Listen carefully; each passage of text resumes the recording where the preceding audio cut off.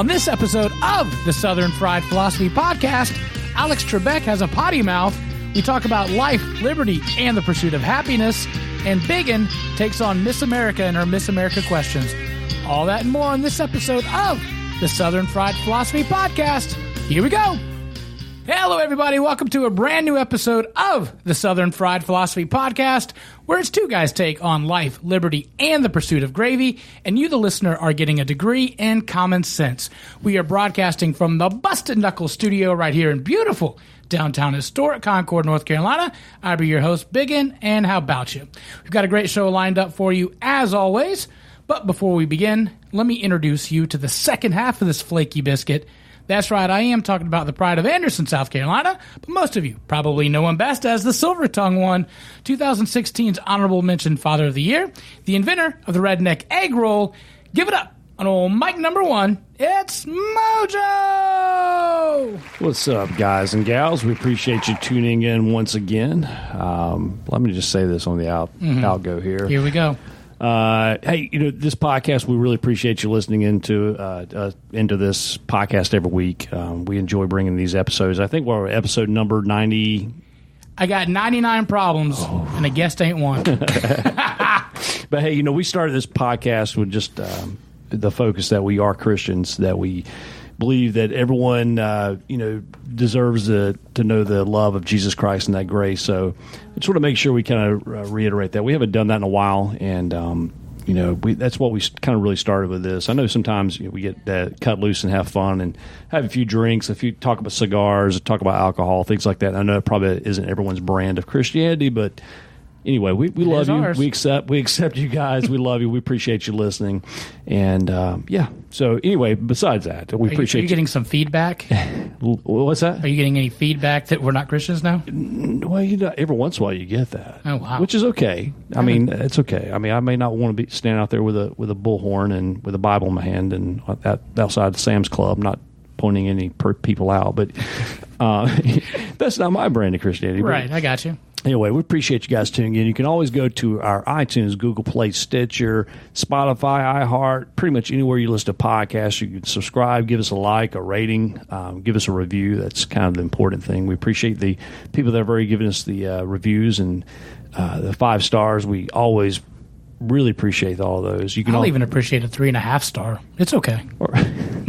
That's right. I think that's what we rated the Cinnabon biscuit last week.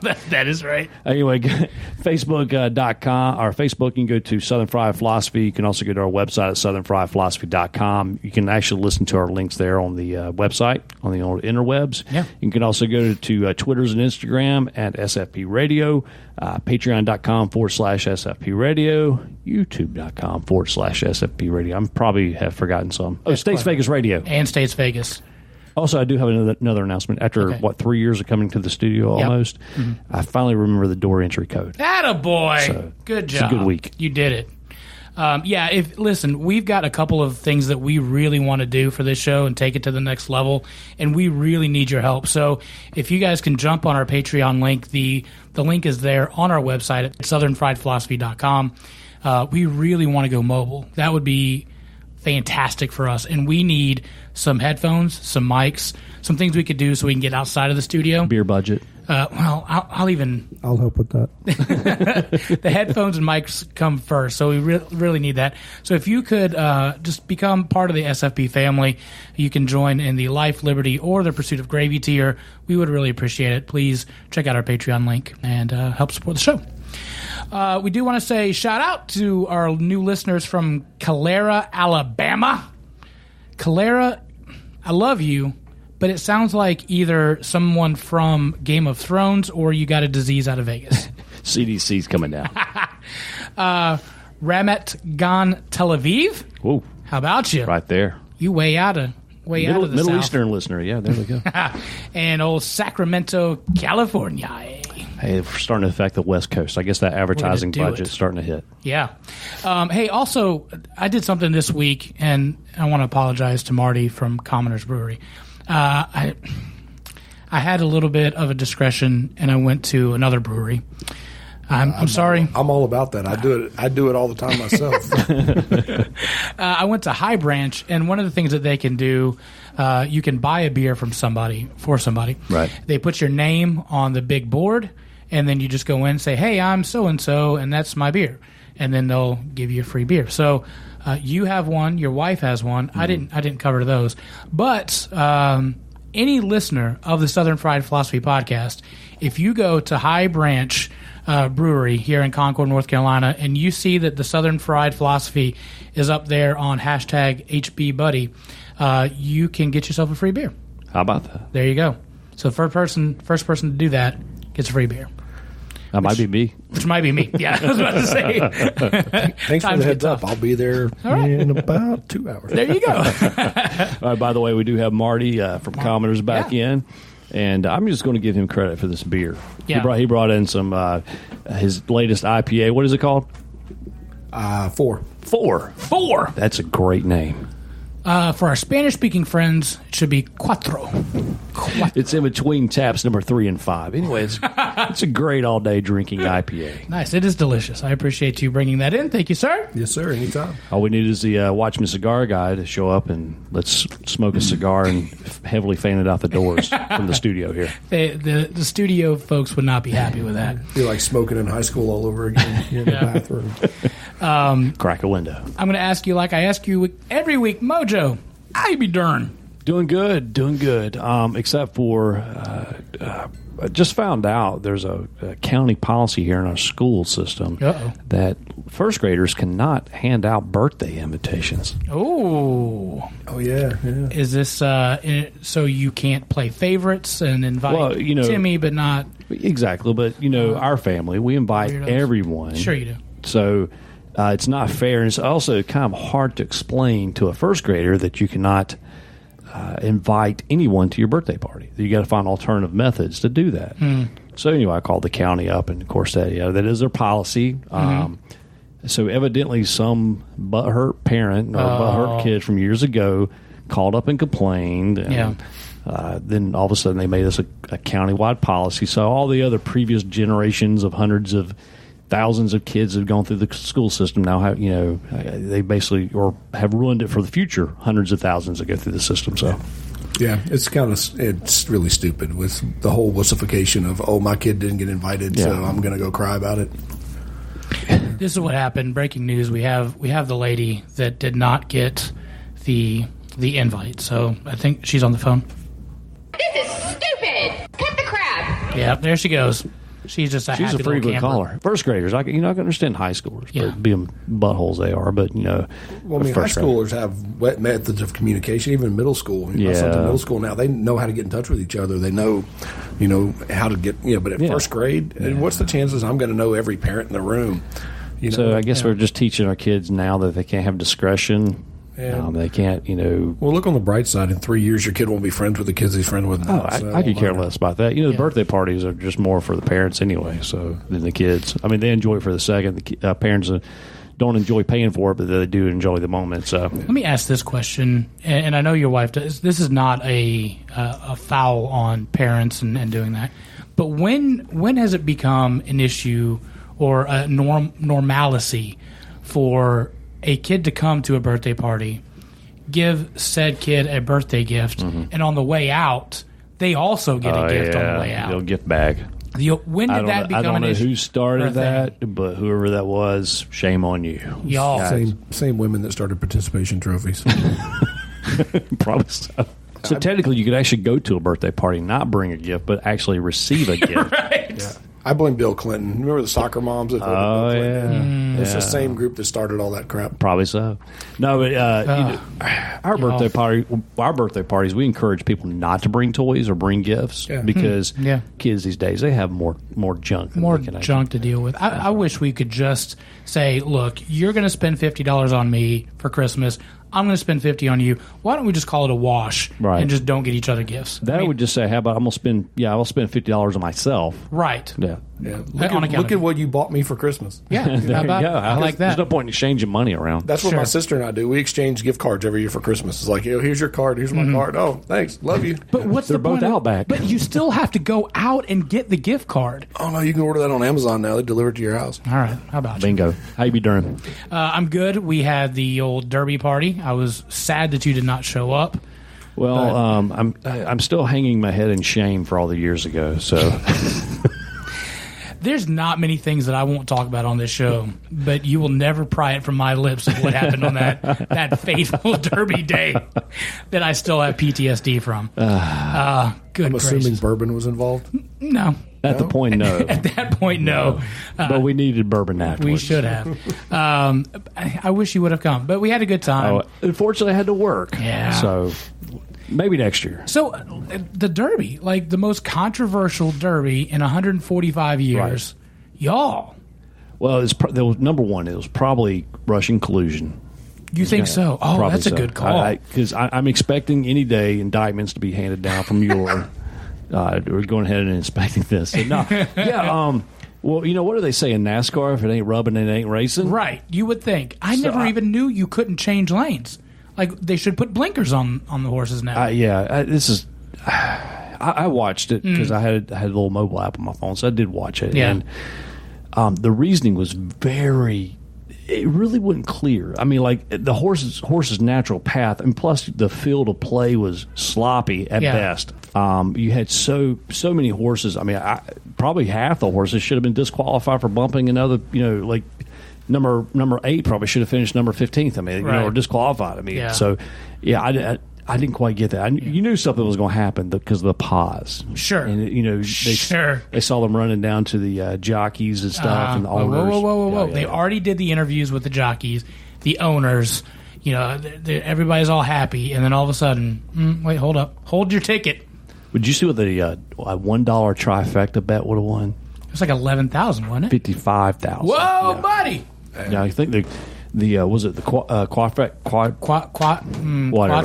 The four-fecta. The four-fecta was like $65,000 just off of a $1 bet. Now think about this. Think about the dude that bet on the guy that won and was disqualified. Oh yeah. Those guys are dancing, celebrating, happy as all hell, buying drinks for all their buddies. And 20 minutes later, let him roll. Yeah. He's got a $1,200 bar tab with no reason why he should have spent $1,200. Vegas was like, oh no, a 7-1 horse won the race. Right. Then oh crap, the 65-1 won it. It was the biggest deficit, right? I think in the Derby, or one of. Yep, absolutely. No, it was the biggest. I think it was the biggest ever. So, y'all.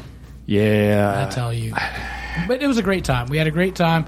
Lots of wonderful. All right, tell us about the food, because you know that's the pride of any Derby party here in the South is the food. So we had starting. I did a video. I didn't put it on. I'll probably post it here coming up. But we had country ham and biscuit, which it was good. It was good country ham. Like it wasn't the stuff. And then I found this little trick out. If you get half Coke and half water and fry it in that, a little caramelization. Yes, sir. So for the people that we since our show does reach so many people, so we have international listeners. We have from people Tel Aviv. Yeah, you may not know. Anyway, it is. country ham is a aged cure ham. It's actually left out in the open air. It's dried. Very similar to Iberico, or if you're in heavily salted. Heavily salted. But it's simply delicious. That's here in the South you have country ham and you have city ham. City ham is more like a deli ham or ham steak. Sugar cured. Yeah. This one is salt cured. So it'll raise your blood pressure up. Well, at least it will mine after about 7 slices of it. You eat that, you're going to swell up like puffer fish. A little red eye gravy to go with it. So, and that was the key. And I posted on Instagram. I was like, "What comes next after making the country ham?" Most people would have said biscuit. Oh no, it's the red eye gravy. Oh yeah, red eye gravy that's a dying gravy in the South. Yeah, you can't find it. It's hard to find. Even good red eye gravy is even harder to find. My grandmother made it like every frickin' meal. It seemed like we had a country ham all the time, and she made the best homemade biscuits. I mean, I've got her biscuit bowl. That was like the one thing I got. Do you have a recipe? That's the most important. No, because it was up here. There's no recipe. There was no recipe. But they can tell you. She can tell you a smattering, a pinch, and a smidgen. She could show you. Okay. But I mean, that's kind of like, she can show me how to paint, but that don't mean I can paint. Yeah. Well. This is a true story. My grandma makes wonderful biscuits. When my dad and mom first got married, my mom wanted the recipe for these biscuits, and my grandma doesn't have a recipe. She just kind of throws it together. So she's like, I don't have a recipe. I just throw it together. It's like, well, okay, my mom said, well, let me follow you and see what you do. So she would take a handful, and she's like, no, don't put it in there yet. I need to measure it. So then she would measure it and all this kind of stuff just to get the recipe. She thought for years that my grandma hated her because she wouldn't give her the recipe, and every time she made them like that, trying to measure it, they would come out awful. Yeah. She's like, she's not putting something in there. She's not doing something right on purpose. But no, you're right. Those grandmas don't have recipes. They just put it all together. She had 7 sons. Oh, yeah. My grandmother had 7 sons. And so she made 2 pans of biscuits with every meal, breakfast, lunch, and dinner for, 25, 30 years. Wow. So she didn't no recipe. It was like a big bowl of flour, and she just threw stuff in and made it. So basically, your grandma was anti-keto. Yeah, dude. I'm gonna tell you, a healthy meal at my grandmother's house was a couple of biscuits with a spoonful of red eye gravy in the middle of the biscuit and a slice of tomato, because the tomato made it healthy. That has the lycopene in it for the heart. So that's the thing about tomato. My grandma, to this day, her healthy cake is a cake with no icing on it. Yeah, the healthy cake. It's a healthy cake. that's worth 36 points in the Weight Watchers. Right. But hold on, your grandmas, did they do the cut biscuit, like cut them out with a biscuit cutter, or hand drop them? Pinch it and pat it. It was good to go. She's a cutter. She'll cut them out. And see, my grandmother did what they call drop biscuits. Basically, she just balled them up and throw them on a damn pan. Whatever shape they were. Yeah. So it's just so interesting to see, different styles like that. Yeah. Anyway, next item. No, so there's the country ham biscuit, which turned out fantastic. My wife did beer cheese. That's just cheese, cheese dip. Cheese dip. Yeah, like a fondue. Yeah. Well, it was cold. It was just cheddar cheese, shredded up, put some beer in it. I've never had without the beer cooked out. Really? Yeah. You just let it sit all day. Wow. Yeah, just let it sit overnight. It's good to go. That sounds. I might have to try that. Actually, we next week we probably don't even need to bring beer. We'll just bring the beer cheese. Beer cheese. You're good to go. Because you're getting your nutrients, you're getting your alcohol. Yeah, it's all in one. Yeah. So almost like a sloppy Tom over there from Little Roberts. You won't hear me say this often, but don't use an IPA for that. No, probably not. Yeah. What did she use? Probably a stout or something. She just pulled something from the old Trader Jo's. Our Irish red think it was is really good. German something. Oh, really? We make a beer cheese to dip pretzels in at the brewery. And we use the Irish stout or the Irish red for that, and it's quite good. Is it hot? Is it a hot dip? No. Well, no. Okay, all right. The next was my wife made homemade barbecue sauce with bourbon for some meatballs. Nice. So that was good. One of my favorite and my mom's favorite was the Benedictine sandwiches. You may not know what that is. It's basically cream cheese, cucumbers that have been shredded.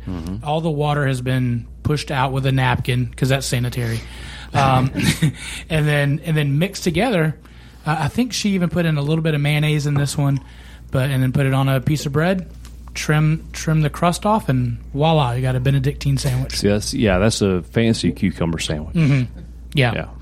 And then we have hot browns, which again, if you're not familiar, we used King's Hawaiian roll this time. That was a game changer. We got a King's Hawaiian roll, cut it in half, use the bottom piece, put that, some ham, some turkey, some bacon, and then what I like to call the bechamel sauce. I don't know if that's the actual thing, but it's the bechamel sauce. It's bechamel. Is that what it is? All right. It sounds incredible. All I'm doing is sitting here listening to you talk, going, I've got to get an invitation to this party next year. Oh, you definitely. You can have mine. And then to wrap all of this up, my wife made chess bars. And there's butter. Here's your ingredients, guys. Butter, sugar, a cake mix, more butter, and more sugar, That's it. So that's basically the dessert pizza now at Commoners. Can I tell you, and guys, I'm not kidding you when I tell you these were the best that she ever made. And these things... did she make banana pudding? She did not. See, that's probably the reason why I'm glad I didn't go. Like, just to give you a little history with her banana pudding, this stuff is... Like, I've had good banana pudding. You know, banana pudding is either good or just phenomenal. Right. I mean, I don't really think there's a bad banana. Well, hold on. There is one bad banana. I've had banana. There's only one bad banana pudding, and that is at Atrium Health System in Charlotte, North Carolina. So I can tell you there is a bad banana pudding because they use like the diabetic pudding mix. Oh, God. Oh, wow. That should be illegal. That's what I thought, too. But anyway, that, and then they put like 2-week-old bananas in it. So, you know, it's just, and then they crumble up like saltine crackers on it. So it's saltine. We're not going to use wafers, vanilla wafers. We're going to use saltine crackers. You know, they got to be conscious of the people dying there. Sure. So, anyway, but her banana pudding is, she uses like the Pepperidge Farm Chessman crackers or the cookies. Yeah. So they go all out. Yeah. So they don't get all soggy like the vanilla wafers. Anyway, they smuggled a whole Tupperware container of the stuff into the cardiac CICU unit for me. How about you? I can't say the letters. And anyway, I got about 12 bites of it, and then my nurses confiscated it from me, and then proceeded to eat the whole thing. So that's they noticed good. All your stats were going off the charts. So they look. They also confiscated my buffalo wing sauce, Tabasco sauce, and several other. We did our best to get everything we could in there. They didn't take my dry shampoo. Did they get your bourbon stash? But look at these things. I mean, they turned out perfect. Oh my God, crunchy. The crunchy on top. Yeah. Then there's like the butter and the sugar all mixed in. God bless a bear. So, I mean, there's like at least one ingredient there I could eat. You know, with keto. Sure. Butter. So that's a good thing. And then we had multiple types of mint juleps and then the Southern Sangria. All right. So what is the secret to a good mint julep? It depends on how far you want to go with it. My wife will get the sugar the night before and then get the mint and then muddle them together, you know, get all those mint extracts out of that sugar, then boil it and then make the simple syrup out of that. Wow. So that is elaborate. So she goes all out. I mean, this isn't like your fast food mint julep. This is a full-fledged. Yep. Wow. Yeah. That's legit. I've never heard it even made that way before. So that's awesome. Let it sit overnight, you know, let it absorb all those oils and then make the syrup out of it. And then it's your ratio. If you like it more sugar than sweet, then I would go, 1-to-1, which is way, way too sweet. For me, it ended up being like a 3.5 to 1 jigger. So mine would be like mint julep, hold the julep. And then throw a little sprig of mint in the end, and that's a good mint julep right there, my friend. Wow. That's I've never heard. See, mint julep is that's kind of like the signature drink of Charleston, South Carolina. That's where all the you think Charleston, South Carolina, you think of porches and frat boys, and not like that. Just to be clear. Pink polo shirts and baby blue shorts. The sunglasses on backwards on the little holder around your neck. Walking around saying bruh. Yeah. But so the mint julep is like the Charleston drink. It's the quintessential like Southern drink. So the official drink and that I've never heard it made that way before. Yeah, it's delicious. Wow. Yeah, so we had a good time. Again, Leon had an invite, but of course, no, he decided he's going to go for an oyster roast. Shame on me. Leon's in studio with us now. So I hope you had a good oyster roast. We crushed it at the House with Derbies. Oysters aren't as delicious as the chest pie or whatever. Yeah. If I had to choose between oysters and banana pudding, I don't think that's a whole lot of a choice. Hands down. There. I think I'm just going to follow you home tonight. How about that? Maybe there ain't nothing left, I'll tell you that. Left, yeah. There ain't nothing left. A good compromise would be banana pudding on an oyster shell. So as long as it was washed thoroughly. Sure. All right, so we are going to go into some wacky news brought to you by our friends at Webmerize. If you need a clean, crisp website, go check out our friends at webmerize.com. That is webmerize.com. All right, normally when we start off wacky news, we say a Florida man whatever. This week in Florida. Oh, not this week. A Florida woman pulls an alligator out of her pants during a traffic stop. How about you? Charlotte County, Florida. Charlotte County Sheriff deputies said a woman pulled an alligator from her pants during a regular traffic stop on Monday morning. They pulled over this pickup truck because it ran a stop sign around 3:30 a.m., which, like my grandma said, ain't nothing good happens after midnight. That's right. Well, at least she gave you a window. Mine was nothing happens good after 9. Oh, wow. How about you? They pulled over the husband and wife passengers because they were collecting frogs and snakes from under the overpass. It's kind of like frog gigging. You have gigging. Right. Collecting frogs. I don't know about the snake gigging. So. They said that they turned their truck inside out, but they could not find any of those reptiles, but they did find 43 small turtles in a backpack. Hey. How about you? Then they asked the lady, is there anything else that you have that you want to talk about? And she said no. Then her husband gave her the side eye, and then she reached in her pants and pulled out an alligator. Two things. There's got to be meth in this story somewhere. But there is no meth mentioned in this story. And that is animal cruelty. Yeah, Crocodile Dundee. Can you imagine? That alligator. I don't know if alligators ate. But hey, it's a family show. Can I also point out in this story that she was wearing yoga pants? Oh, imagine that. Oh! How do you not see a alligator in yoga pants? Is that a crocodile? Or you just happy to see me? You think that was a big mama what? Probably so. I mean, she had to get an alligator in her pants. Well, you know what? I don't think that she just came from yoga and decided to go frog and snake gigging with 47,000 turtles in her backpack and a crocodile in her crotch. I'm just. I'll be honest with you. I think this is what probably happened. Mm-hmm. Her and her son were at Walmart. They were doing kung fu ninja out there.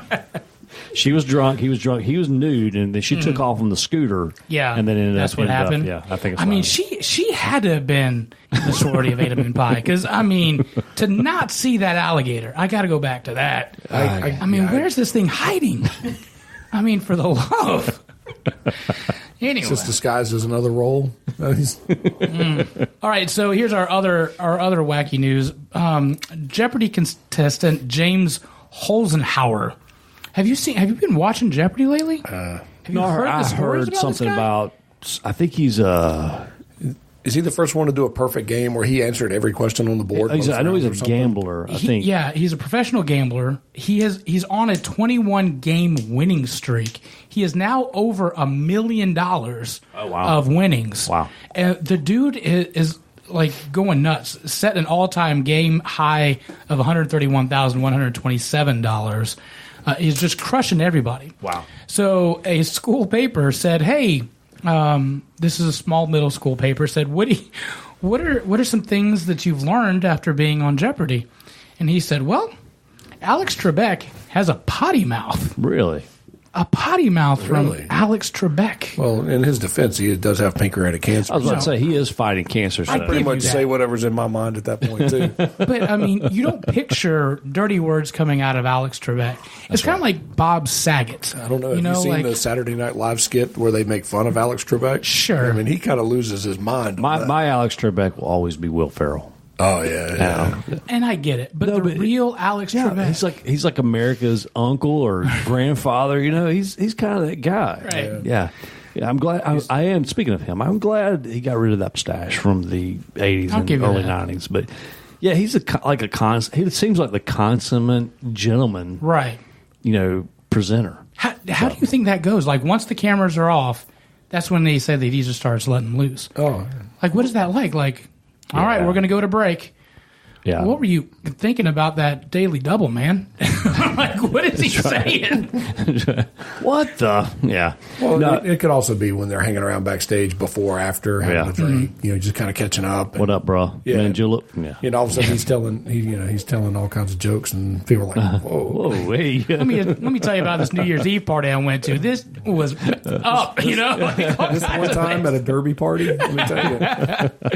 I just can't picture Alex Trebek letting her rip. Well, hey, hopefully Alex makes it through this cancer battle. I mean, I know he's fighting as hard as he can. Yeah. So hats off to the guy. But speaking of like former game show host, I wonder if he decides to retire for a few years. I wonder what products he'll be hawking because Chuck Woolery's out there hawking. I know he's hawking reverse mortgages. Right. Well, Alex is already doing something because that's right. I know I see it on the Fox News channel. By gosh, yeah, it's on there, and he's like hawking some I think he is reverse mortgage or gold. So. Yeah, or gold, one of those, or life insurance. You know who I love the most? That? Wilford Brimley. I can't get enough. Diabetes. I love me some Wilford Brimley. He's still around too. Oh yeah, I don't know how. I thought the diabetes would have taken him by you now. You would have thought. But he does have the greatest mustache of any TV grandfather of all time. Oh sure. By far. All right, so here's our last story. I don't know if you saw this or not, but this is national headlines coming out of High Point, North Carolina. The High Point Rockers were getting ready to take the field, and then this national anthem. The High Point Rockers, what, a minor league? It's a minor league baseball team. Yeah, I should have said that. I know we've documented well your secondhand embarrassment and how you hate watching people have a bad day. Right. This guy is quite possibly the world's worst rendition of the national anthem. Worse than Roseanne? Guys, can I just tell you, listen to, this is, I think, as much of the national anthem that we're going to get. Oh, and Fergie. Don't forget Fergie. Yeah, but this is like the most seductive national anthem of all time. They can see by the dawn's early light whose... Right. Let me hear you, people. Please. So bright, beaming, and the perilous fight. Oh, the ramparts we were so gallantly streaming, and the rockets flare, the bombs bursting in air, gave proof through the night that our flag was still there. Oh, say does that star-spangled banner yet wave o'er the land of the free and the home of the brave. Wow, y'all. He brought it home strong. Good. Yeah, but I guess when you forget, audience participation is key. He was like, all right, guys, I need some help. Yeah. And then he thought he had it for a second. And then it was like, oh, no, I don't have it. But he tried to blend in playing it well, as far as he forgot the words. He brought the people in, and then he tried to, play it off by continuing the thing. And then I guess he remembered the words towards the tail end of it. But yeah. How about you? How uncomfortable were you on that one? That was 7 out of 10. The worst rendition, you think? I don't know, man. I saw Roseanne totally butcher it. But Roseanne intentionally went out to mess it up. Which makes it even worse. But this guy just I feel sorry for a guy that gets on national TV or in front of a large crowd and all of a sudden just freezes. Bites it. I get that. Yeah. But, if somebody that goes out intentionally butchers it, thinking it's going to be funny and it falls on their face. Right. Sure. And I get that, but just the singing part of it is got to be the worst. If you just take not intention out of it, that was horrible. No, yeah. That I do like when you see the times where like a kid is singing, they forget the words, and the crowd joins in. Yeah, that's kind of that's what we're about, And this guy here, to be fair, he was a stand-in. The original guy got sick. They didn't pull the beer guy down or something. But that was the other thing is, do you not have auditions? Just play the music and just let the everybody sing with it. But don't bring that guy out. I mean, how did that go down? Like, is there anybody here that wants to do this? I think I got a shot. No, this is what happened. The beer guys were all standing back, getting their trays loaded up to walk up and down the stand. Sure. And they go, oh, our dude that's supposed to sing can't make it. He's sick, whatever. We got to have somebody go out there. And everybody's like, yeah, not me. I mean, it's a small minor league park. You maybe got 6 employees in the whole place for the day. They say, all right, somebody's drawing straws. Oh, you think? And he's the poor dude that drew the short straw. This guy, though, if you look at his picture, he's walking around in a pink jacket, strutting around like he owns the place. Maybe he does. So maybe that's why. Maybe they pulled him out of the limo, taking some kids to the prom or something. Right. You know? Wow. But his confidence of going in, what happened from I've got this, I'm gonna make this, I'm gonna nail it, to getting out there and start singing. Like after the first one, you're like, oh, wait, I don't know the words to this song. Boy, I don't know. The song is something that if you've grown up in America and not a communist state, that you pretty much know the Star Spangled Banner. I mean, it's something that is kind of ingrained into us in our childhood. Yeah. But for some reason, we forget it. Yeah. It's that one song that we freeze up on during that. And, I remember having to say the convocation or the prayer before a football game, before the championship, and I froze up. I mean, it's something about that crowd and that mass accumulation of people. I don't know. Yeah. But, man. And it's also an incredibly hard song to sing. Sure. I mean, I'm not saying that song to sound well, to do well is really hard. I've got some friends that are professional singers, and they're like, that song is just difficult to do well. Unless you're Whitney Houston, you're. Yeah. At least, but like I said, at least he didn't make it seductive like Fergie did. Yeah. You remember that one. Well, and you talked about the kids that freeze up. I cannot remember this coach's name. I wish I could. Because Mo something, I think. Mo Cheeks. Mo Cheeks, yep. I think it's 20th year anniversary that happened. Yeah. The little girl froze up and couldn't remember the words, and the head coach of the NBA team walked over, put his arm around her, and started singing with her to help get her through it. And I thought that was, that was pretty sweet. Yeah, those are awesome. Yo, there's no way that happened 23 years ago. That can't have happened. Yeah, you're getting old. Good gracious. Anybody remember Stevie Ray Vaughan's version of it? Have you ever seen that? It was so bad. He was so smashed out of his mind on cocaine and heroin. He was so high he couldn't play the guitar. Wow. Well, Marvin Gaye. I love Marvin Gaye. Marvin Gaye is probably one of my. Here she is. Burlesque. What's so proud? Anybody got change for a 20? I mean, she doesn't. Anyway. Yeah. I'm just going to have the video rolling. I feel like you guys do what you need to do. I'm just going to. No, don't get me wrong. That takes nothing away from Fergie's hotness. Okay? Right. But, man, that is. That's like Las Vegas Lounge Singer 1957. Right. No, I got you. I feel like this should be on a cruise ship. Yeah. Yeah. Mm-hmm. Yeah. Marvin Gaye's version was very similar to this, too. It's very kind of like. Sexual healing, sexual chocolate type thing, and I love Marvin Gaye. Grew up with Marvin Gaye, but man, just a bad version. The fact that she sang that song with all the NBA players there, wearing their shorts, you're like, hey, buddy. Yeah, but the 18-year-old NBA player's like, who's this old woman singing this song? Yeah, that's probably true. All right, so we are going to take a break, and when we come back, we are going to be talking some hot topics.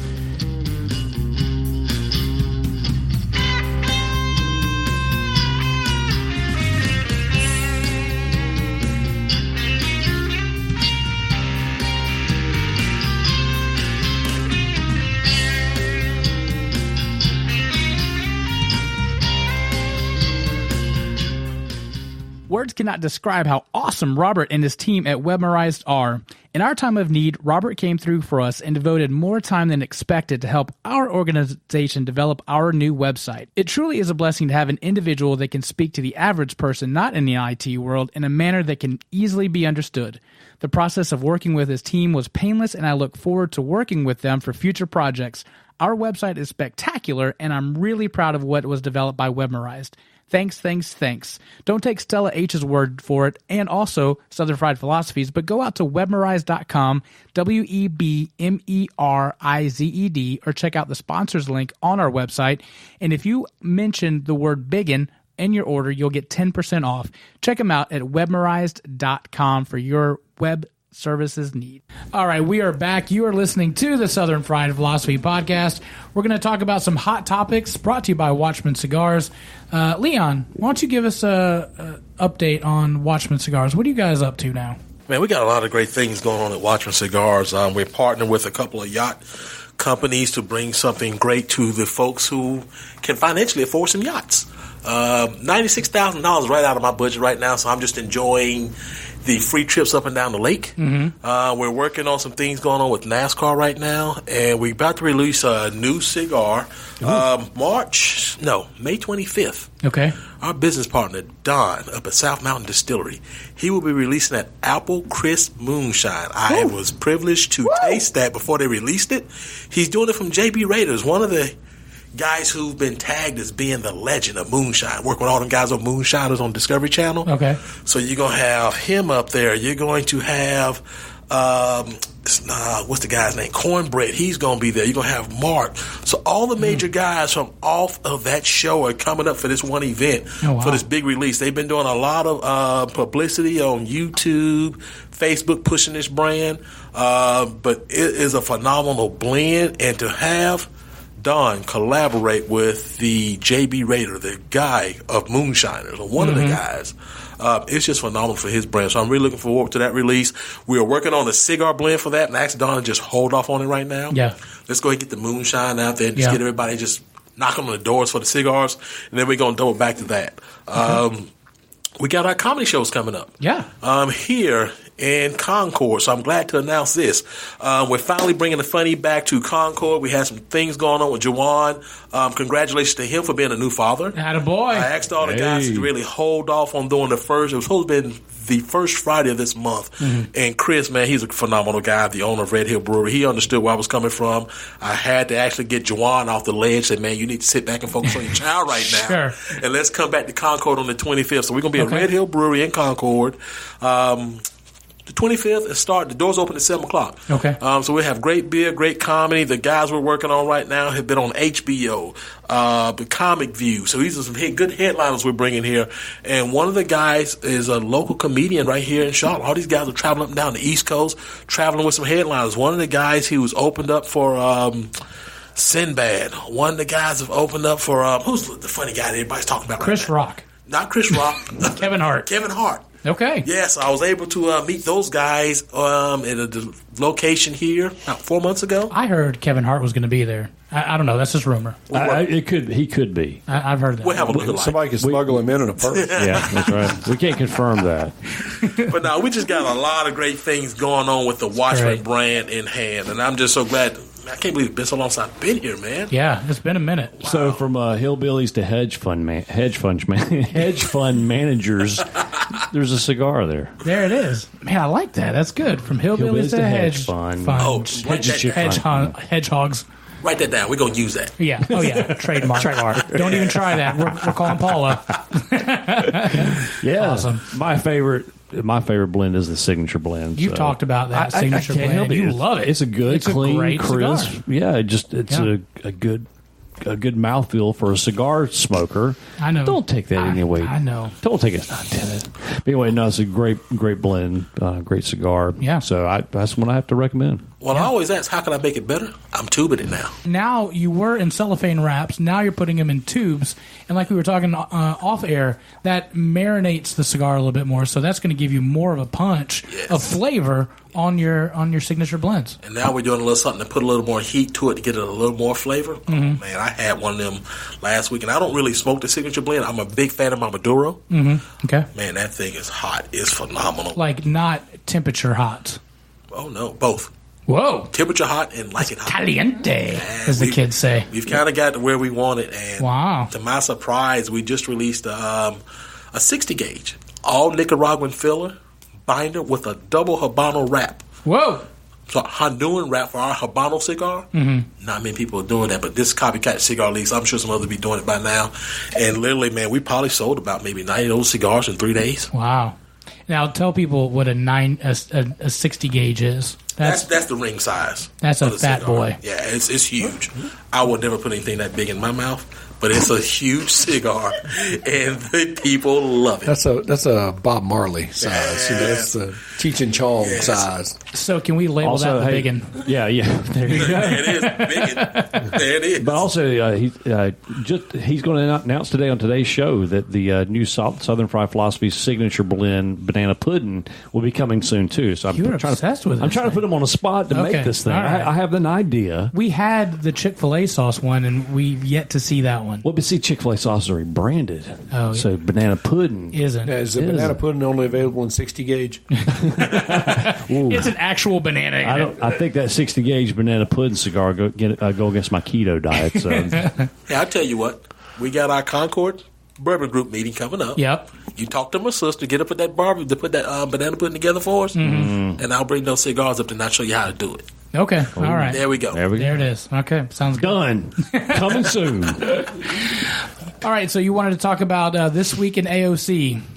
So our venerable Congresswoman Alexandria Ocasio-Cortez was on Instagram posting on her story this past Monday saying that this, and I quote, "This D.C. apartment is so bougie and has things I've never seen before." Like, what is a garbage disposal really for? Really? She doesn't know what the garbage disposal is used. Is this what social mobility is all about? Oh, Lord. Using kitchen appliances you've never seen growing up? Leon, what's your take on a garbage disposal? Yay or nay? I'm yay. I like it. You're pro garbage disposal? Pro garbage disposal. Marty, pro garbage? Yeah, absolutely. This is going to sound weird. I'm kind of having the opposite experience of her right now. Right.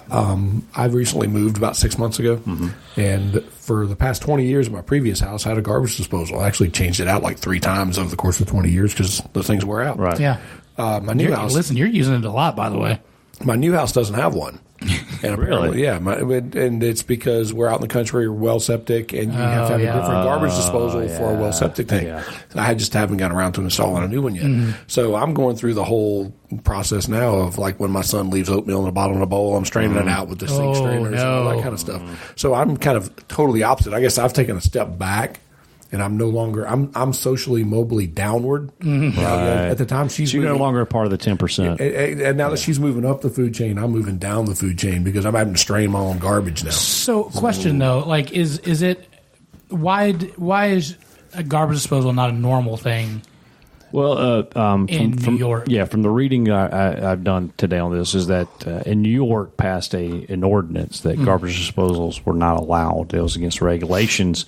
That was up until 1987, I believe. So I'm not exactly sure why they banned them. I'm sure They were afraid of pollution in the East River. There you go. Is that, or I'm sure the sewer systems there probably couldn't hold it.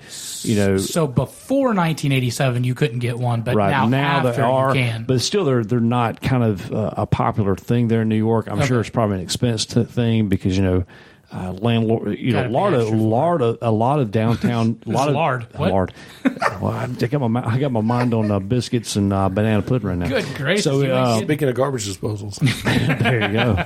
But a lot of New York City. Not rural New York, but a lot of the NYC area is rent controlled, owned by landlords, owned by conglomerates of investment companies. So I'm sure that if every company had to install a garbage disposal in every unit, I mean that's bukus of bucks. Well, I mean, a lot of those buildings go back 100 years or more, and you're talking about having to upgrade the plumbing to handle certain things, and they're not going to invest that money. So I don't necessarily think it's bougie. It's just that maybe she's never been around one. But I mean, for her to post stuff like this and then make it a social issue, is just. I mean, come on, hey buddy, we can do better than this. AOC, everything's a social issue with her, though. Exactly. All right, so let's talk about Facebook. They're banning people. They banned old Alex Jones this week. Some guy, Paul Joseph Watson, Louis Farrakhan, Mary Martopoulos, Laura Loomer, who's the long Greek name guy, Milo Yiannopoulos, that guy, Balky Bartokimus, yeah, that guy. Is that the guy from Bosom Buddy? Cousin Balky. Anyway, so they banned them from Facebook. What say you about banning people from social media platforms? I think it's bad business. I mean, obviously, Facebook. I mean, they can do what they want to. I mean, right. Private company. Yeah. They can do what they want. I don't agree with them. Mm-hmm. I think even Louis Farrakhan, the guy said some vile stuff. I mean, against Jews, against white people, against Hispanics. I mean, the guy is not, and he's also said, vile things against, black people that may not believe exactly the way he does. Mm-hmm. I mean, the guy's been a preacher of hatred. And are we okay? Do we need to run it by Leon? Are we okay to say that word? Oh, you okay with it? What, vile? No, the black word. Black? Yeah. Hang on. Are you okay with that? Hang on. I promise this happened today. One of the guys I work with on Duels with Yachts, he had his publicist get up and call me. And she's sitting there talking about working with some NFL players. And she's like, Leon, I had this, and I could tell she was really struggling. She says, these African Americans. I said, hold on. I said, you can say black. I said, it's okay. I said, I don't get offended by that. We sat back and we laughed about 10 or 15 minutes. And so she called me. She said, I didn't offend you, didn't I? I said, I told you didn't offend me. It's okay to say black.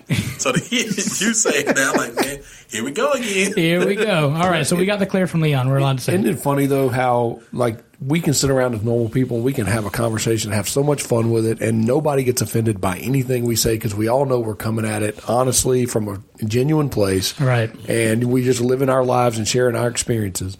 Nobody has any agenda or gets offended whatsoever. But you got all these politically correct people that are in positions of what they perceive to be authority that get tied up in knots because she's afraid to say the word black in front of you. That's the problem right now. This world has gotten so politically correct. It's really hurting this next generation. Absolutely. Sure. They don't know how to talk to each other. Yes. Now, continue, sir. All right, there we go. Right, let me give you a jumping off point. So why do you think Farrakhan was included in the list? Because other than him, I think they had to have one sacrificial lamb. Other than him, everybody is on a certain side of the political spectrum. Other than him, now I would argue that he's actually far right, also, just from a different worldview. Because to me, far right and far left, it's a big circle. It's not a linear thing, right? And I think he's at the top bottom of the circle, whatever how you want to look at it. His ideology is I'm right, you're wrong. There is no other path. Right. And anything or anyone that doesn't agree with me is vile. See, I believe it or not, I actually like Louis Farrakhan. I'm going to love this. I know.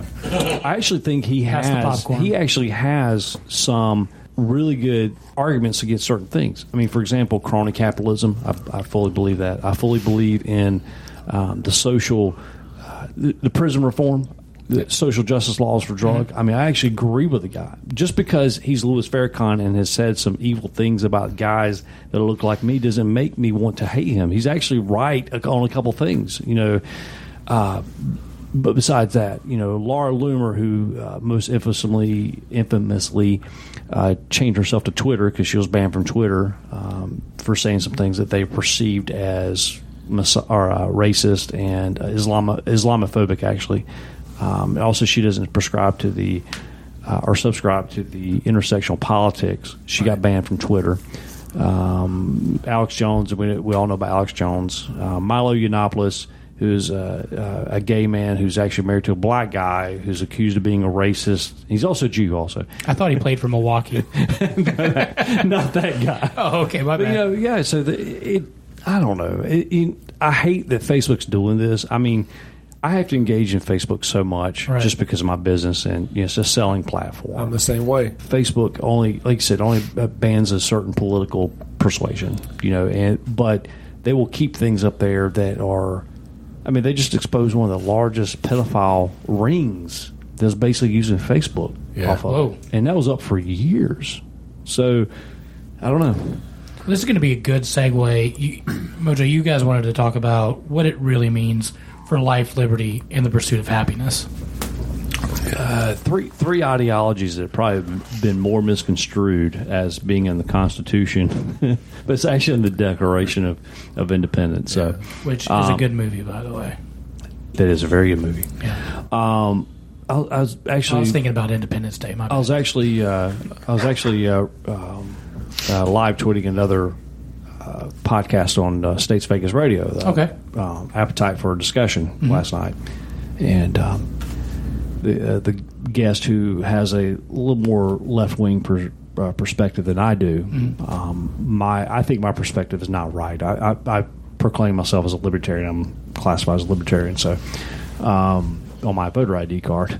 So anyway, so to be clear, you're saying that your perspective is more right, as in left right versus more right. Well, I think it's right. I mean, because there you go. In our general political spectrum that we talk about, if he classifies himself as a libertarian, he's probably center right on most. I think center right. I'm very socially liberal. Yeah, but I'm very fiscally conservative. Okay. I believe ultimately in individual freedom.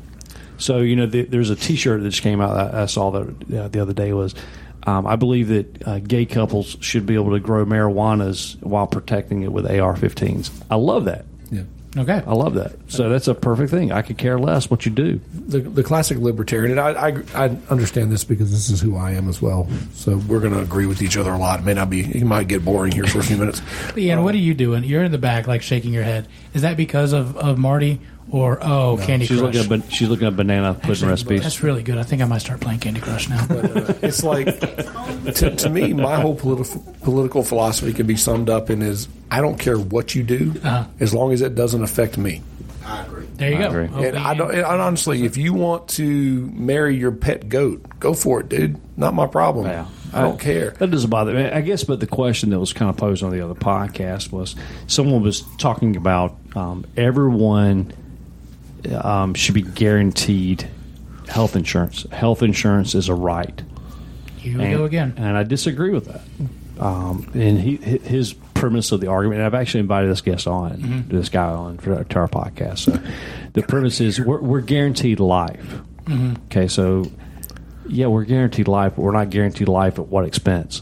I mean, health insurance is not a guarantee. Is not a right. It's a privilege to have health insurance. I mean, what do we?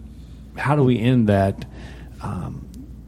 Do we say life ends at 80? I mean, I'm guaranteed life. Should I burden taxpayers? Well, unless you're in Brian Sims' district.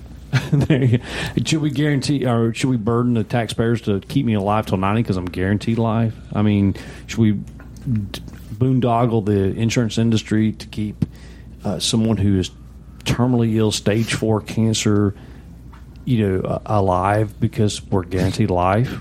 So this is the Thanos argument? The Thanos argument, yeah. Explain, because I've never seen Thanos. Mathematical certainty that there are limited resources, and if left unchecked, life will eventually exceed the capability of existing resources to promote life and to sustain life. So what you're looking at is a way to manage the population to make sure that existing resources can sustain a certain level of Thanos theory. Well, that's probably the overstated. Yeah, I mean, that's a great. That's the Boyd Crowder explanation of. And I don't. And that's not my theory or theology there. The average lifespan in the 1800s was, if you're 40 years old, you're an old person. Unless you were like a member of a certain segment of society. Sure. Like extended lifespans were common, but you also had babies. A lot of babies died at the very beginning. Sure. Right. There a lot of infant mortality brought the average down. Mm-hmm. If you got to a certain point, just like it is in our society today, if you got to a certain point, your life expectancy was in the 60s and 70s. Right. That's kind of my point now. I mean, the life expectancy now is, 70, 72, I think is the average life expectancy in the United States. That's almost double what it was in the 1800s. We've come a long way. Yeah. So, but it goes back to that thing of healthcare. I mean, healthcare is a privilege. It's not a right. It is not your right for me to have to pay for it out of my pocket. Yeah. And I know that kind of sounds horrible, and that kind of goes against Medicare for all. But, Medicare for all and those systems like that end up in rationing. We have so many case examples in Europe where Finland just folded their whole healthcare industry. Finland had a government subsidized healthcare industry, and they just said all of a sudden the other day, I think like 10 days ago, said, "Guess what? I'm sorry, we got to fold. We can't do it anymore." because couldn't fund it because it became such a burden that their liabilities exceeded their benefits. Well, here you talk about life expectancy, and this is something. I've talked to you a little bit about my boy Andrew Yang, and as a libertarian, it sounds kind of funny that I'm kind of on board with Andrew, but I just love the dude. He's an interesting fellow. He's very interesting, yeah, and I'm willing to listen. What I was thinking about Yang, it's something he campaigns on a lot. You were talking about life expectancy in this country. The last 3 years, our life expectancy has dropped. It's the first time since the early 1900s that we've had 3 consecutive years of life expectancy dropping, and it's because of suicides and drug overdoses. Right. Well, you think about that. And the most prolific, the most advanced society in the history of the planet. We are the richest, most advanced society in the history of this planet, unless the aliens were here 100,000 years ago and we forgot about it. And we have people that can't deal with living in that society. Right. They are so emotionally and mentally handicapped. And I don't mean that as a birth thing. I think we as a society are handicapping them with the way we're educating them. Sure. That they would rather check out either chemically because they can't deal, or just check out altogether because they can't deal. That's right. And enough of it is happening that our life expectancy as a society is dropping. No, I agree 100% on that. Well, that, you had to factor in the endless wars that we've had since 2001. I mean, what is the suicide rate for soldiers? 22 a day. Yeah, 22 a day. I mean, so that's. I mean, you think about that. That is insane. But war makes money. What does liberty mean in the Declaration of Independence? I always consider that to be an individual thing. And this is where, as a history guy, I'm a huge history nut. I was destined to be a high school history teacher until fate intervened 20 some odd years ago, and I felt like we, as imperfect as our society is in practice, ideologically, the beginning of our society was about as pure as it could get. If you took the ideology that our society was founded on and applied it equally to everybody, then you're looking at a pretty good start. Right. The problem is, in practice, we never applied that equally to everybody. You're right. No, we didn't. Yeah. And that's one of the great failings of our society, is that we did not figure out how to do that, and we're still at this point, 200 and some odd years, 260 odd years later, still trying to figure that out. But ideologically, the words that were written are right, and that's to me is the best starting point in human history. But yeah, exactly. But I also think but if you add up all the documents, the Bill of Rights, Constitution, the Declaration of Independence, and even other side documents, we have as imperfect as the founders were, as flawed men, we still had the words of these guys trying to correct the current culture of that time. Just like if you read the Bible, and the Bible talks about the enslavement and the weak and the persecuted woman and everything that we see in today's politics. We try to expound upon. The Bible talks about, just like the Bill of Rights says, we're trying to make corrections in a current culture, and I think that's where as imperfect as society was back then when these documents were written, that we're trying to correct the ills of our society that we seen were wrong. And, the liberty, the personal liberty. And what drives me nuts as someone who wants personal freedom, I don't care what you do as long as it doesn't affect me. The non-aggression principle. As long as you're not aggressive to me, aggressive to my family, I could care less what you do.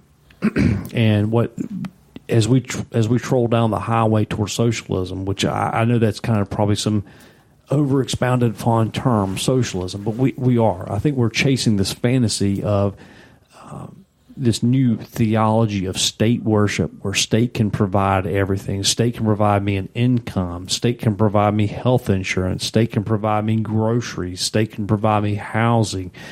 Free education. I mean, why do we stop at that? Why not free contraception? Why not free food, free gaming entertainment, free talking about happiness? What if my happiness is on a 60-foot cigarette speedboat? That's my happiness. Or one of the yachts that Leon. Exactly. I mean, why not provide all of that? I mean, why stop at these things? Why limit ourselves? Well, I think we're getting into a situation where it's like we it's I hate to say generational. I really do.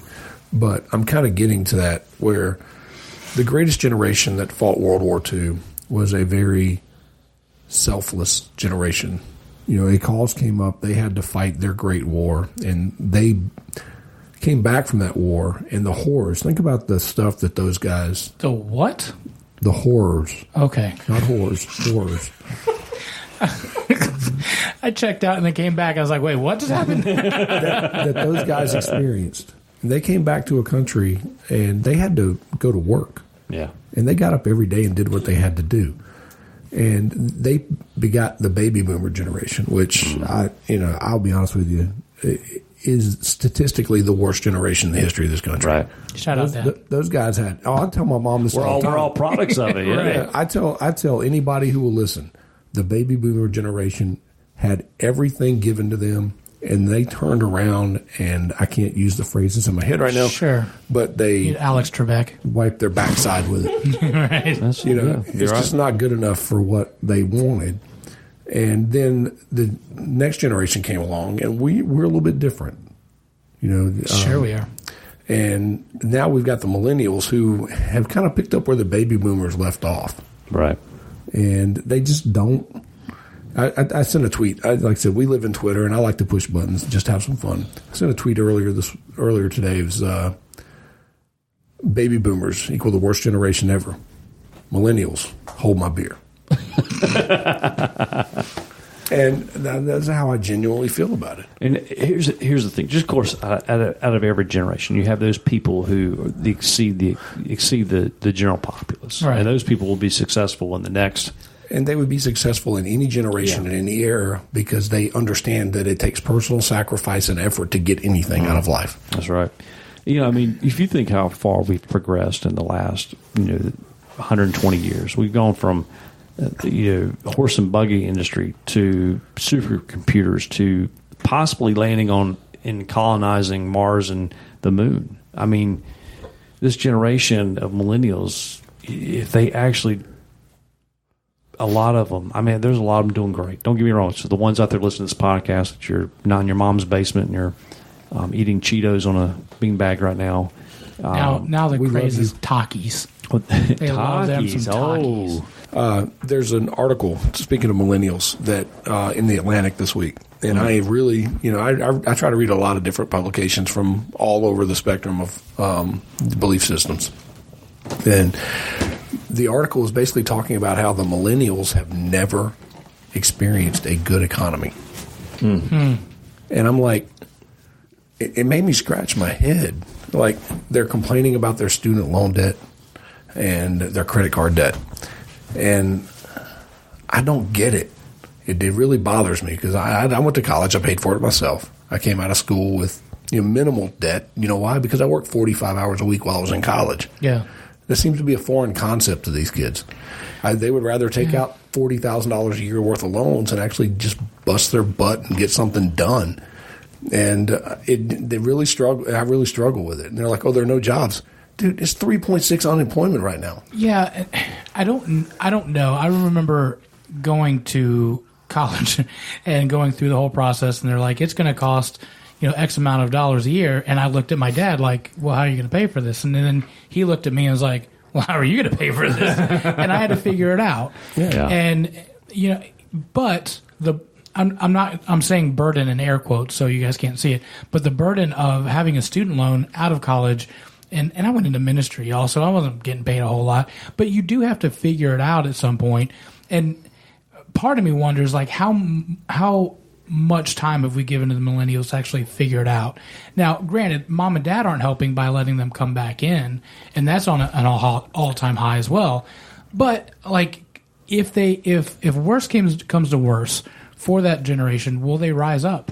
Well, this is the same generation that since they were 5 years old, every time they went to a soccer game, they got a freaking trophy or a medal. Yeah, and I think had that's an easy. iPad in front of them. Oh, yeah, exactly. These are the same kids that are out there picking daisies and, chasing butterflies in the outfield instead of paying attention to the game and actually playing the game. But I did the same thing. I was looking at airplanes when it was... But things have changed, though. Things have drastically changed. We policed it when we were kids. I tell a story to my son. My son's 13. And I'm not as overly proud of this, but I kind of am because this is the world we grew up in. I was a pitcher on my Little League baseball team, and we had a kid who didn't want to be there. He had no desire to play baseball, but his parents made him. And he would stand there, and they'd put him in the field, and somebody hit a ball to him, and he would just watch the ball roll by him like, well, I didn't want to be here anyway. Okay, fine. You don't want to be here. That's great. The next day in batting practice, when I'm the pitcher, I beamed him. And when I was asked why, when they asked me why I hit him, I said, because he didn't try to catch the ball. You policed it. Yeah, exactly. But see, that's life. Because if you don't try in life, somebody's going to police you. That's right. Now, I've said this before, and I know this is controversial because we just had another school shooting. Right. But the moment we took zero tolerance out of school, I think we opened up the door for this overwhelming policy of not letting bullies getting what they deserve sometimes. Yeah, absolutely. I mean, because a lot of times in school, man, a lot of problems are solved by fists being thrown on a playground. Absolutely. That brings me to the one thing, that Brian Sims dude. Yeah. I mean, that guy, I mean, he is a product of nobody ever beating his ass when he desperately needed it. Yeah. He thinks he's above everything right now. I don't know if are you familiar with the story? No. There are 2 videos going around right now on the internet of Brian Sims. He's a member of the Pennsylvania House. He's not U.S. congressman, but state Congress. And in one of them, he is, for 7 minutes straight, harassing an 80-year-old woman who's doing nothing but praying outside of an abortion clinic. She's just standing there praying, and he's harassing her for her beliefs. The next video, there are 3 teenage girls. He is harassing them, calling them racist, and offering $100 to anybody who can publicly identify them with contact information so they can be harassed online. This is a public elected official. Not for long. No, that's just it. He's in a district that beer can could run in that with a D beside its name and it would get elected. Wow. He's actually had for 3 elections I think he's been a part of. He's had no opposing running mate. Oh, gotcha. Nobody's run. The Republicans don't even bother. On the Republican side. They don't even put anybody against him because they know it's a lost cause. Well, number one, this guy checks several boxes in the intersectional politics category. He's openly gay, which I could care less about. Except he prescribes a theology where it becomes super radical. Like, I'm not just like, hey, I'm so-and-so, I happen to be gay. This is like... his entire identity. Yeah. I mean, it's just... He just starts with that. That's, he hands the business card. Oh, by the way, I'm Brian Sims. I'm openly gay. I actually don't know if that's his card, but I'm just assuming just because that's the platform. He leads with that more times than not. Yeah, that's the platform that he runs on. So he's that. He's, ironically, he's for women's rights, except for when women are protesting or silently praying. I mean, just he checks so many boxes in intersectional politics. So the thing that drives me crazy, and what we were talking about, why I brought this up is, imagine being the father of one of those teenage girls. Sure. You got this creepy public official whose his Twitter profile picture is him flipping the bird. Oh, that's lovely. I mean, that's his. He's classy. He's a classy dude. Yeah. But could you imagine? I mean, if he did that to my daughter, one of us would be in jail. Sure. I mean, it's just how it is. Right. And that guy. Unfortunately, you'd be in the jail for associated hate crime too, because someone. But I'm the only one who's wrong because I call him out on it. There's nobody in the national media calling him out on this. You might think about it. If I'm going to use an example, I don't know.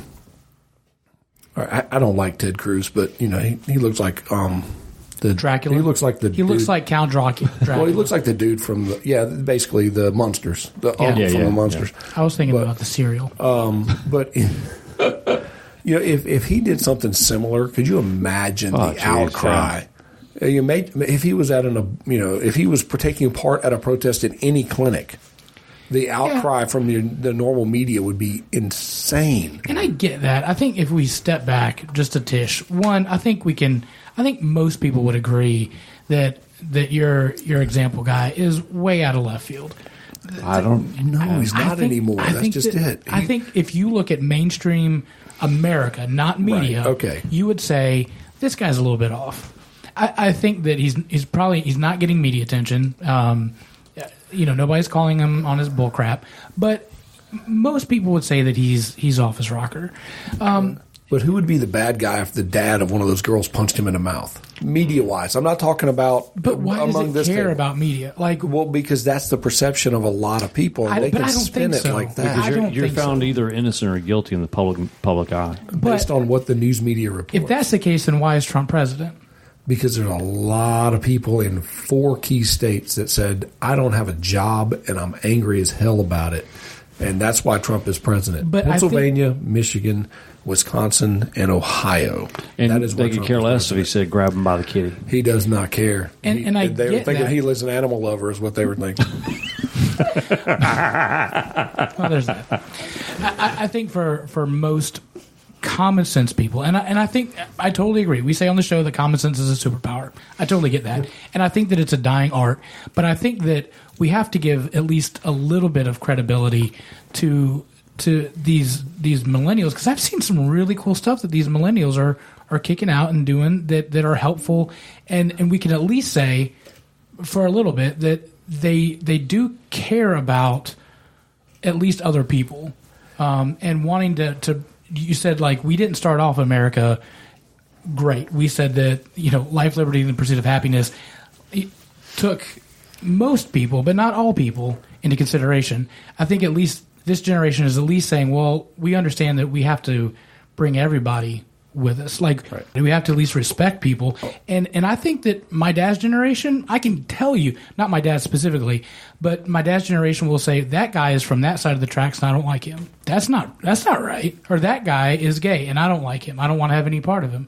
But at least we're having conversations and we're bringing at least that part of America a little bit more diverse and at least open to at least have conversations and allow people to say, hey, I want to marry my goat. Okay, great. You go marry your goat, and that's fine. Otherwise, back in my dad's generation, he would have been. Yeah, I think you're seeing. I don't know. I couldn't quote percentages, but you have the people that are super accepting. Whatever you want to do, go flies, and then you have the other third or other 2/3 that are so stuck in their ways, right or left, that they're not giving any inch to the ground. You have so many people. As we were talking before show, how, like, for example, atheist. And that's another argument. I respect people who are atheists because I have questions too.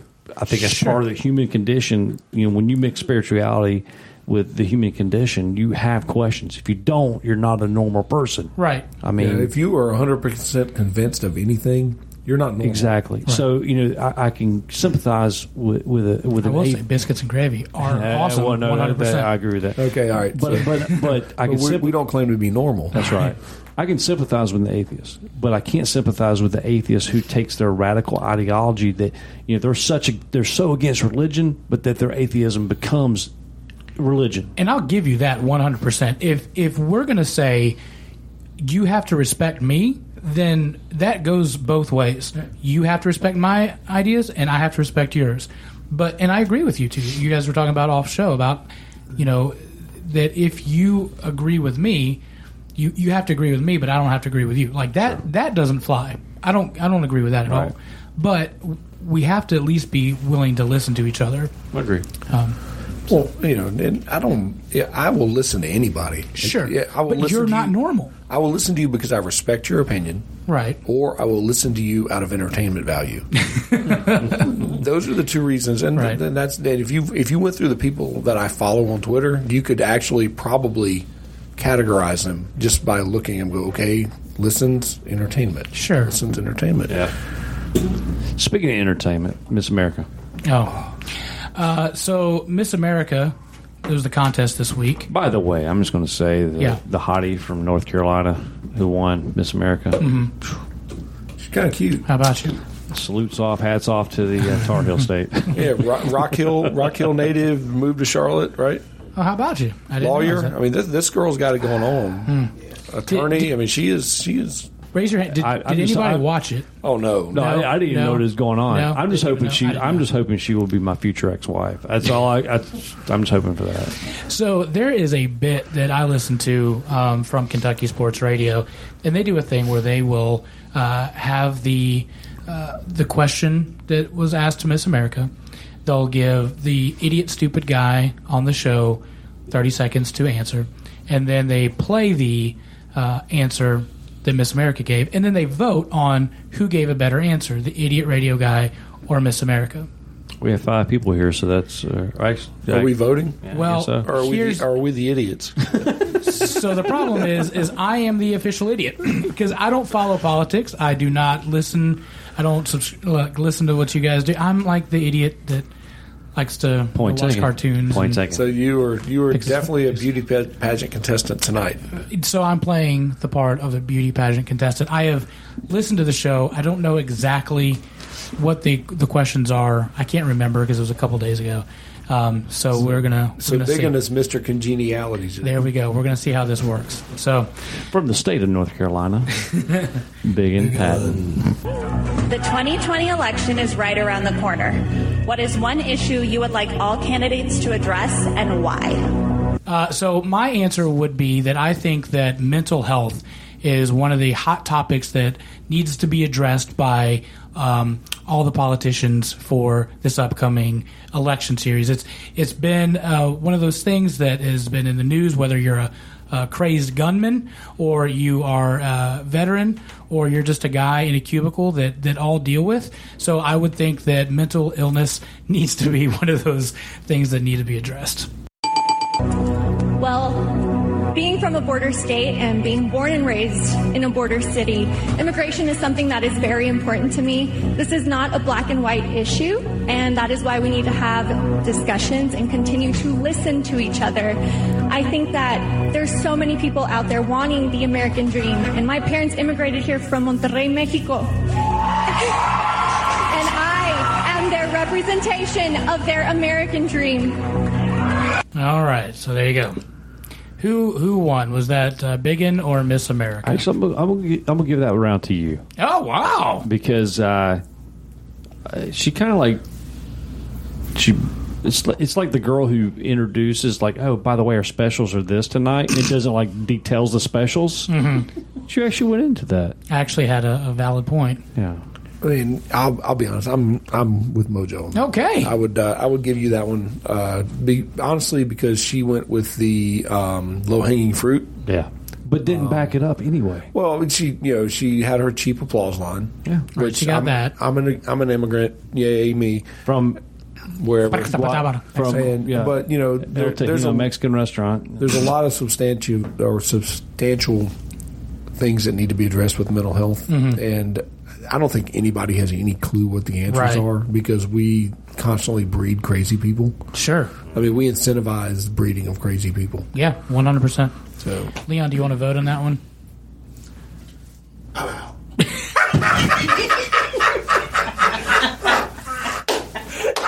I'm on my Instagram. I ain't got time for you people. I'm out. That's fantastic. All right, here's the next question. The question is, for the past 2 years, the hashtag #MeToo and hashtag Time's Up have dominated our national conversation. However, some believe it has only deepened the divide between men and women. Have these movements gone too far? Oh, boy. So I'm going to get crushed on this one. So the Me Too movement, I think, is good in the fact that it did bring to light some of the issues that have been plaguing women in their jobs and their careers. And I do think that it's been good. I do think the negative piece of that is I think that they have gone a little bit too far because I do see in our society where men may not be as comfortable with like just hanging out with a woman just on like a one-on-one basis, or they may not feel comfortable in a job situation just hanging out with them altogether. So I think it was good for the sexual part of it, but then not in the other part, the end. I got something for that. I'm back in now. Oh, now he's back in. The Me Too movement, I support that. But let's flip that. There have been a lot of men been put in situations where women have made some off-the-wall comments, still making some off-the-wall sexual comments towards men. what about us, man? We got feelings too. Sure. No, I got you. How did it look? Let's say you at work, female comes up to you, hits on you. How would you look as a male going to your HR manager reporting that? Let's be honest. If a woman is hitting at me at my work, there's a problem with the lady. She's had way too much to drink, for one. Or two, hopefully I'm working from home and that happens all the time. So let's be clear. If that ever happens, that's a good day for me. Now, let's say you work at home with your wife, just to be clear for everybody. That's why he's saying that. Right, okay. I understand. I mean, because I've had these conversations with my queen, and as a man, I can't see going to my HR man. Look, man, this has been happening to me. I can't do it, man. I got to just let that one ride out. You will get laughed out of the room. Exactly. Especially if it's an HR guy. Yes. He's going to look at you. What's wrong with you? Go back to work. Yes. I can't do it. Now, all right. But your wife, on the other hand, is going to cut both of you. Yes. She has a long knife too, man. Oh, all right. Let's see what Miss America's answer was. I don't think these movements have gone too far. What Me Too and Time's Up are about are making sure that we foster safe and inclusive workplaces in our country. As an attorney, that's exactly what I want to hear, and that's exactly what I want for this country. I think they're good movements. Yeah, that's kind of what I meant to say. All right, Mojo. Can I vote neither? Oh, none of us did it. I'll have to give that round to her. Okay, all right. Leon, are you plus or minus? Plus. I got a plus for me? Is that what it is? Yes. Okay. All right. Who did better? Her or me? I'm going to give her that one. Yeah. I mean, so. she was on point, and I agree with what she said. I don't always agree that these movements are on, or that the movements are on point, but what she said was on point. Okay. All right. I didn't do so hot on that one. All right. So here's the last and final question. In October, my friend Kelsey Quayle was fatally shot while innocently driving to work. In your opinion, what is the largest contributing factor to the high rate of gun violence in our nation? Yeah, so my answer is going to be, again, I'm going back to the mental health issue. I think that is the number one reason. I think that there are significant parameters for people to get guns. I will say that if you're going to get a firearm, a pistol permit, I will agree that there probably should also be a long gun permit, which you do not need in the U.S. So I will say add a long gun permit, but we really got to focus on mental health at the end. All right, so let's see what she said. I think that what contributes to the high rate of gun violence is the availability to all of the weapons. I think there has to be another look into the gun reform, and we have to consider mental health in this situation as well. Because it's going to be tough.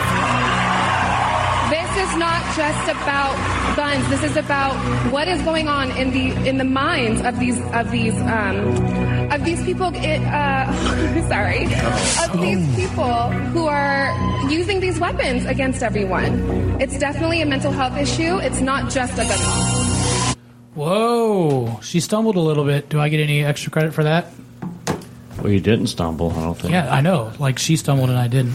I'm going to give you credit because you articulated your response better. Yes. Not saying I agree with it, but I'm just saying that you articulated your point a lot better. Yay! I will agree with the mental health thing. I agree that you articulated your point. Yes. I think with her, she started talking and then looked down at Judge's Row and realized there were a bunch of Southern dudes that owned a bunch of guns. And she's like, oh, she's got a backpedal. I better change my direction here real quick. So I would give you the I'd give you the thumbs up on that one. I think that's really what happened. She's like, she's competitive. She wants to win. She's been training for this moment her entire life, and she's reading the body language of these old dudes that are probably 75 and paid a bunch of money to be there. Or they could be young women. I had no clue. I didn't see the show. Yeah, I didn't either. Yeah. Well, no, if she was pandering to young women, that would have been banned guns. Yeah. So. All right, so I've prepared extensively for the past 30 seconds. So, Leon, are you going to... so far, it's a sweep for me. Issue. Okay. All right. So, there we go. I won. Woohoo. What did you win? Biscuits and gravy. I wish I would have had one of those banners to go across. We'll do that next Southern year. Fried Philosophy banner. We'll do that next year. Like a little crown, a tiara, and a banner. No, it wouldn't be a tiara. It's got to be some kind of like real manly hat. Oh, like a cowboy hat, like a sachet, maybe a backwards trucker hat. We'll give him a sachet, and then I'll give him a bottle of bourbon for a bouquet. There you go. That'd be also fantastic. that nice to-go box of Bojangles biscuits and gravy with a spork. You just want another bottle of Woodford brought in here. Is what no doubt. All right, well, I missed that. Don't we all? That wraps up our show. Hey, thanks for tuning in once again. You can go to our Facebook page at Southern Fried Philosophy, our website at southernfriedphilosophy.com. You can also go to the iTunes, Google Play, Stitcher, iHeartRadio, or Spotify. Any place you basically listen to a podcast, you can find us there. Just put in the old search bar, Southern Fried Philosophy. Go to the old subscribe, like, share, heart, wherever they use for their system to basically give us a thumbs up and say you like us or like our episodes. Please share those favorite episodes, but most importantly, please go and do a review of us, good or bad. We want to hear from you. That's how we move up. Please do that. And, where else can you find us at? Remember States Vegas Radio. If you want to check out their app, please check them out on the Google Play Store or Apple iTunes Store. You can check out States Vegas Radio for that app. And we are on Mondays at 6 o'clock and, again, Fridays at 4. And that's about it. Thanks again for tuning in. This is the Southern Fried Philosophy Podcast. And as always, keep looking up.